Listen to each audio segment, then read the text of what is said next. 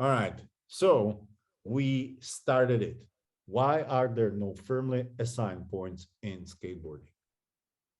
Just looking at this beautiful presentation slide with the topic that we are discussing tells you something. And we briefly mentioned it. There is no way a trick is the same. Every trick is different. And when you look at this two kick flips, I think it speaks for itself. Totally, And totally. You can't put a score beforehand before seeing the trick. You or the have to same see it or the same score, even for the though this same is a trick. kick flip, those two kick flips are not the same, No, not at not all. at all. And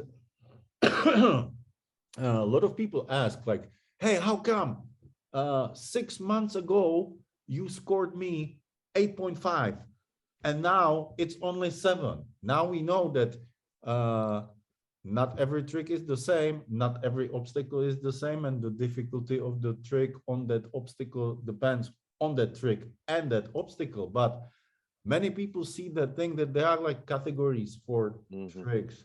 And I think it's very important to explain this, like why are those uh, points for tricks or for performances changing? So we touch point on that a little bit earlier in the presentation as well. Is this skateboarding is constantly evolving. There's a lot of progression in skateboarding. The tricks you're seeing nowadays, even if you're a geek and you're looking at all the best skaters Instagram, they're better, or they are different than the tricks you've seen from these dudes 6 months ago, 2 years ago, Hmm. 5 years ago, because the evolution is really fast. So you can't stay, stuck in a scoring range when this was the scoring range of 2 years ago, because the tricks has evolved, and probably that the tricks that were difficult and just a couple of dudes were landing 2 years ago, nowadays there's 30 dudes that are starting their run with these tricks. And there are So they new can't. tricks that are difficult for the best guys. Exactly, exactly.